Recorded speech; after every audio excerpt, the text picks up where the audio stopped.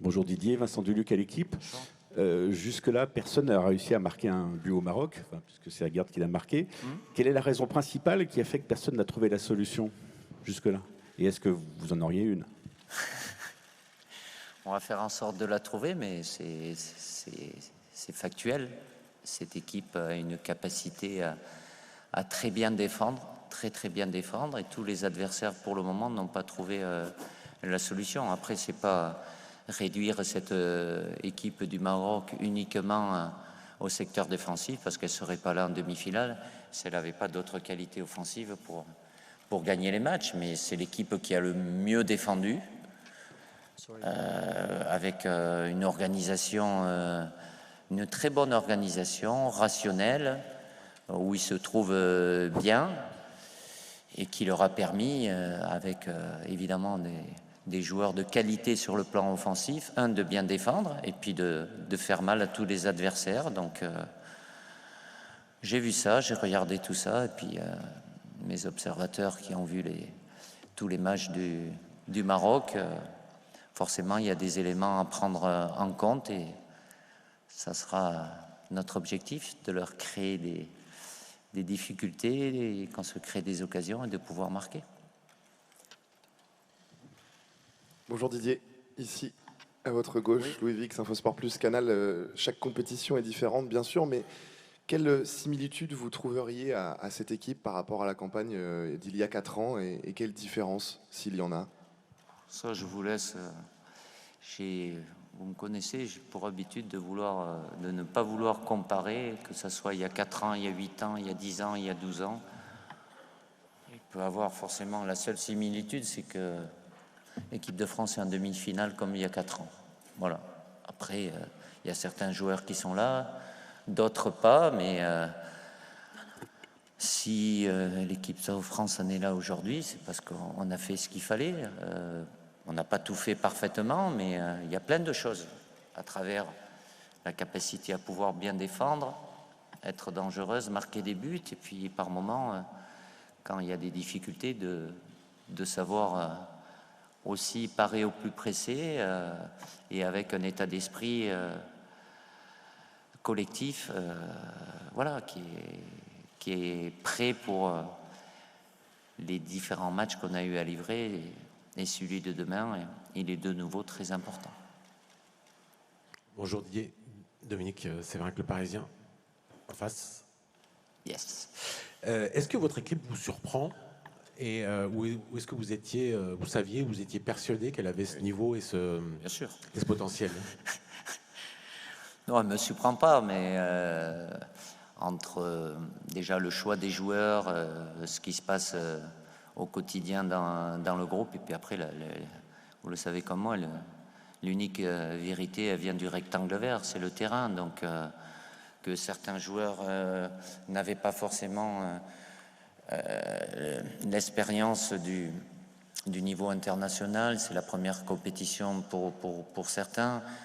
On ne sait jamais comment ils peuvent réagir face à la compétition et tout ce qui est le côté émotionnel surtout qu'il y a autour. Mais comme il y a des cadres qui jouent très bien leur rôle, voilà, il y a une dynamique positive très positive qui s'est installée. Et, je peux vous assurer qu'au quotidien, c'est vraiment un plaisir et du bonheur d'être avec ce groupe. Il y a 2 groupes, il y a le groupe staff aussi, bien évidemment. Et évidemment, après, la meilleure recette, le meilleur ciment, c'est les matchs. Et de par ce qu'on a fait jusqu'à maintenant, ça nous permet d'être en demi-finale. Bonjour Didier, Baptiste Després, Le Figaro. Quel regard tu portes sur le parcours du sélectionneur marocain, Walid Regragui, qui était là en conférence de presse avant toi? Et il a dit son aversion notamment sur les datas, sur la possession de balles, qu'il y prêtait peu d'importance, que ça ne servait à rien d'avoir 70% de possession de balles, en te citant notamment, en disant que vous avez un peu le même avis là-dessus. Oui, tout à fait. Ouais. Qu'est-ce que tu peux nous dire sur ce sujet aussi? Merci. Oh là, je ne vais pas me faire des amis si je vais sur ce sujet.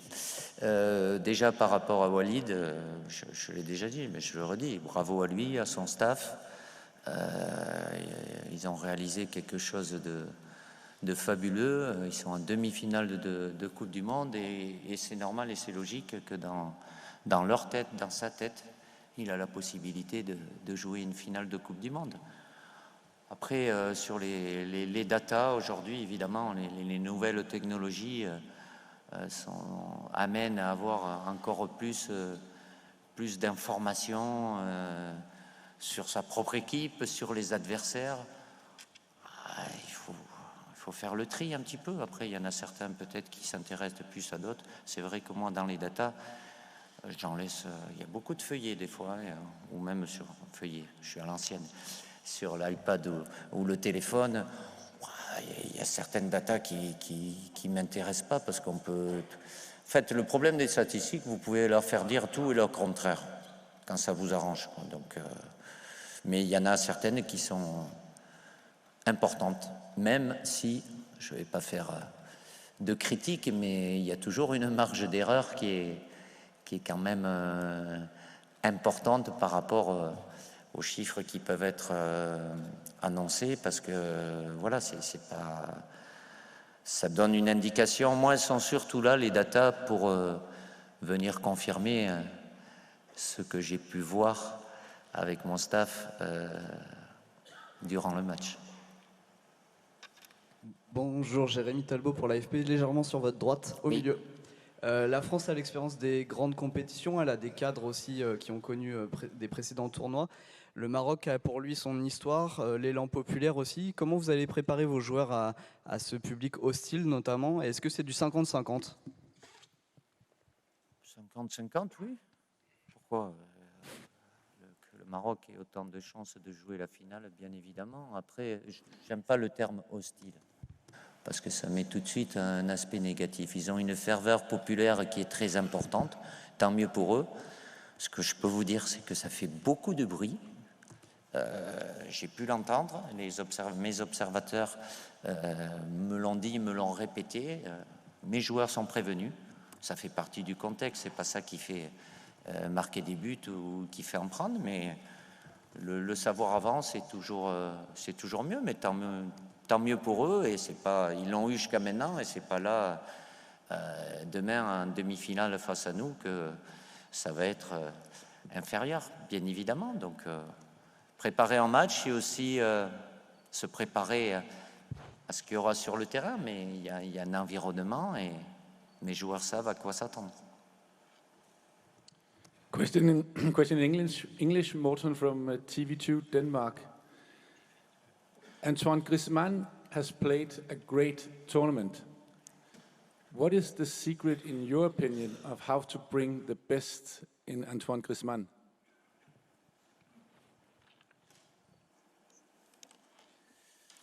C'est vrai qu'Antoine a été très bon, mais il y a encore un match où il vaut mieux qu'il soit très bon. Voilà, c'est un joueur qui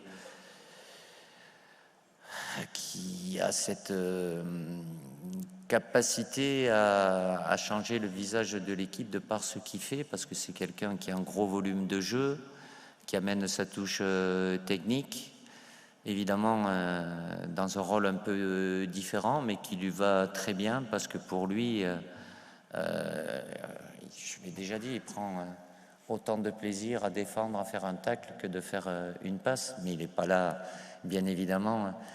Son premier rôle, c'est pas de récupérer des ballons, mais à chaque fois, avec sa patte gauche, il a une capacité à éclairer le jeu, et puis avec un état d'esprit. Voilà, c'est quelqu'un qui a toujours pensé collectif avant tout, et qui a une générosité au-dessus de la moyenne. Ça fait maintenant pratiquement 10 ans qu'il est au plus haut niveau. Il n'a pas eu, comme tous les joueurs, que des moments heureux. Il a eu des moments un peu plus difficiles, mais il a cette capacité et ce mental aussi, comme tous les grands joueurs, d'être là à son meilleur niveau quand il le faut. Bonjour Didier. Bonjour. Abdelwari Tontar d'LNBA TV. Vous allez jouer demain contre une équipe qui a la même philosophie tactique que vous. Oui. Et, je sais pas, peut-être. Peut-être, ok. Qui cherchent des transitions rapides, qui vont vite vers l'avant. Ah ben ouais. on va rester chacun dans notre côté et puis Voilà, on laisse le ballon au milieu. Exactement. Est-ce que vous comptez garder ce ballon demain? Ah ben moi, je pars pas... Et oui. juste un petit, c'est quoi votre message aux politiciens qui font de la récupération politique après ce genre de rencontre? Ah. Merci. Ouais, la deuxième question m'intéresse beaucoup. Écoutez, de mon côté, je prends pas, je change pas l'objectif d'un match à l'autre. C'est toujours la volonté d'avoir le ballon, de créer des problèmes à l'adversaire, d'être dangereux, de pouvoir marquer. Après, c'est une relation, un rapport de force.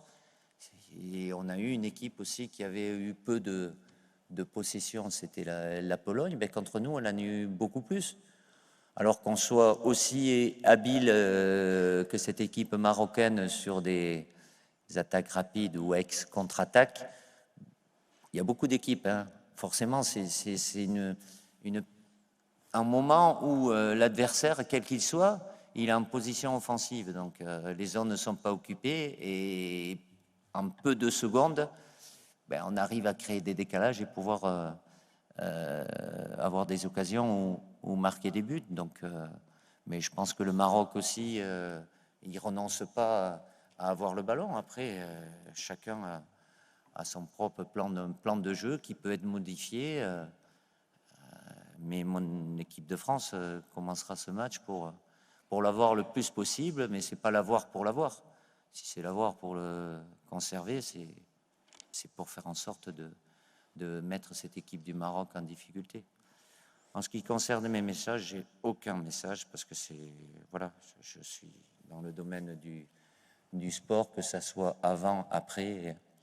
Et demain, c'est un match de football. Et ça doit rester un match de football, même s'il y a un historique, même s'il y a toujours énormément de passion. Mais en tant que sportif, j'aime bien rester à ma place, et les joueurs aussi, et c'est très bien comme ça. Two last questions, one here and then one on the left. Bonjour Didier, Marcelo Courrèges, au fond, très loin en fait, Télé Globo du Brésil, oui. Ici. La France a déjà est arrivée déjà dans une demi-finale du Coupe du Monde, oui. Après gagner en 2018, c'est déjà un fait accompli très important et est en train de faire un domaine comme l'Italie a fait aux années 30, le Brésil a fait aux années 60. C'est quoi le secret pour y arriver, réussir pendant une décennie comme vous avez fait jusqu'à maintenant? Pour le moment, nous sommes qu'en demi-finale, mais c'est déjà un bon parcours. Bien évidemment, un secret, il n'y a pas de secret. Il faut une amalgame de plein de choses, forcément. Évidemment, la première, c'est la qualité des joueurs, parce que vous n'arrivez pas à un tel niveau de compétition sans qualité, mais la qualité ne suffit pas, donc il y a besoin de d'autres ingrédients à travers la force collective, l'état d'esprit, puis des matchs, des fois ça tient un peu, ça bascule aussi, mais quand on est un peu, comme on dit, sur le fil du rasoir, de faire en sorte que ça bascule de notre côté. Donc il n'y a pas de recette miracle. Vous me parlez d'une période qui est bien lointaine. Ces équipes-là, ils sont arrivés d'une certaine façon. Nous, on est arrivés il y a 4 ans, vous savez, d'une certaine façon, mais ce n'est pas la seule façon. Est-ce que maintenant on peut continuer à? Peut-être que oui, peut-être que non. Moi, le maître mot, c'est s'adapter. Donc, je m'adapte à chaque fois, chaque jour, chaque matin, par rapport aux situations auxquelles je suis confronté, les joueurs que j'ai en face de moi. Mon objectif avec mon staff, c'est de tirer le meilleur de chaque joueur et le meilleur du collectif qui est ici, les 24 joueurs. Dernière, last question over there. Bonjour Didier, Nicolas le gardien de Sud-Ouest. Ah, vous aviez pléthore de défenseurs centraux à choisir aux côtés de Raphaël Varane. Pourquoi Dayot ou pas Mécano? Et est-ce que vous trouvez qu'il s'est transformé dans sa gestion émotionnelle, où il avait pu avoir être un peu friable sur certaines premières sélections? Déjà, Raphaël n'a pas fait le premier match, donc même si après on a pu le récupérer à son meilleur niveau. Dayo, forcément, il y avait je ne veux pas dire un blocage, mais sur le plan émotionnel ou psychologique qui le freinait un peu dans son expression par rapport à ce que je peux voir de lui régulièrement dans ses matchs avec le Bayern de Munich, même s'il a eu un peu ça aussi la saison dernière, qu'il a moins. Donc, évidemment, c'est son mérite et à travers les échanges qu'on a pu avoir, qui se sentent plus relâchés, plus en confiance. Et c'est le cas, ce qui lui a permis de montrer toutes ses qualités, parce que c'est un défenseur qui est sur l'aspect esthétique, qui va vite, qui est bon dans le duel. Il a une bonne capacité de relance, même si par moments il veut bonifier des ballons qui ne peuvent pas être bonifiés, mais c'est encore un jeune joueur, donc à rechercher un peu plus d'efficacité. Mais il est à l'écoute, beaucoup plus ouvert, souriant. Donc, mais ça ne se fait pas comme ça. Il y a des joueurs qui sont un peu plus, dont il fait partie, un peu plus introvertis, un peu plus timides, qui sont un peu dans la réserve. Et il faut accorder un peu plus de temps, parce que quand je suis convaincu, je ne veux pas dire sûr, parce qu'on n'est jamais sûr, mais convaincu que le potentiel est là, c'est quelque chose qui doit passer à un moment ou un autre, même si des fois, je peux être obligé à reconnaître que, bon, de par la concurrence, eh bien, il y en a d'autres sur le moment qui peuvent me donner plus de garanties, mais je ne regrette pas d'avoir insisté, qu'il ait eu des moments plus ou moins difficiles avec nous pour connaître une période où il est plus relâché et il maîtrise beaucoup mieux son sujet.